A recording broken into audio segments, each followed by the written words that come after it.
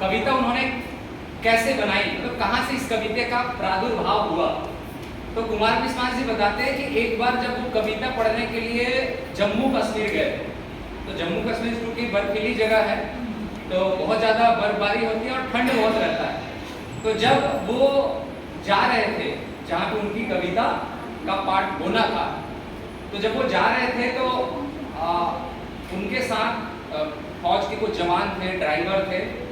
तो अचानक जो है वो गाड़ी रुकी और जब वो फौज से ड्राइवर से उन्होंने पूछा कुमार विश्वास जी को कि आप क्यों रोक रहे हैं, तो उसने बोला कि मुझे 2 मिनट का समय चाहिए और 2 मिनट के बाद में फिर वापस अपन आगे चलेंगे।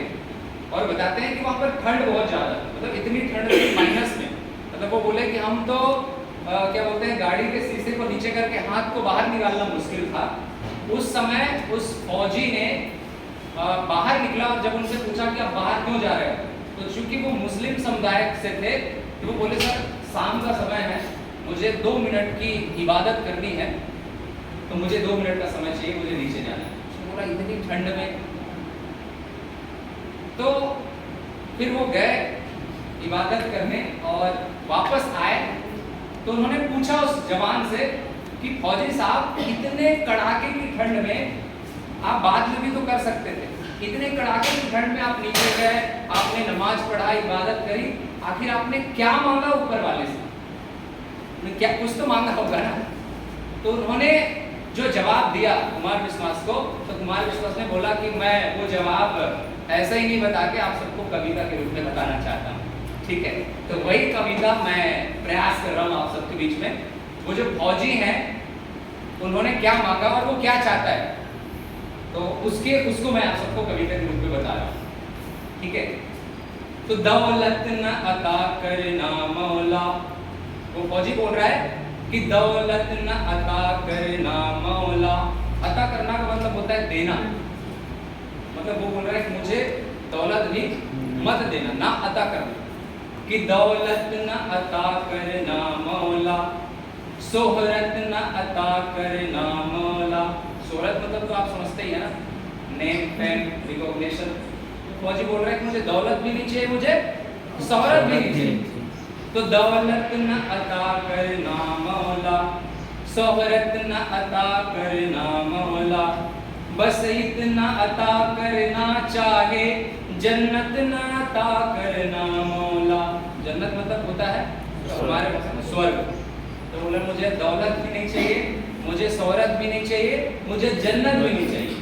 कि दौलत न अता करना मौला, शोहरत न अता करना मौला, बस इतना अता करना चाहे, जन्नत न अता करना मौला। समय वतन की लो पर जब, समय वतन की लो पर जब, और ये वाली जब पंक्ति में गाऊं तो आप लोग ताली भी बजाओ और साथ में गाइएगा।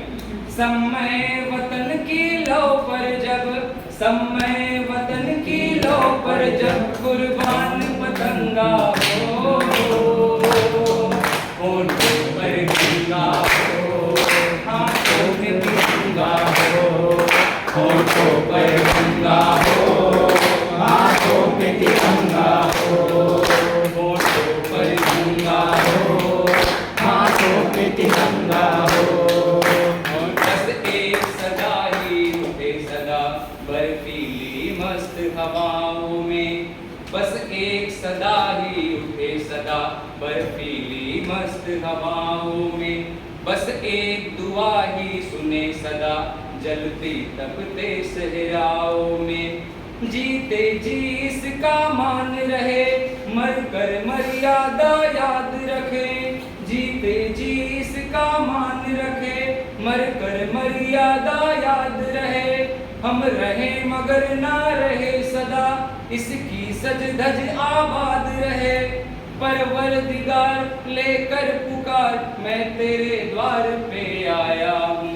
और क्या कहता है, होठों पर गंगा हो, हाथों में तिरंगा हो, होठों पर गंगा हो, हाथों में तिरंगा हो।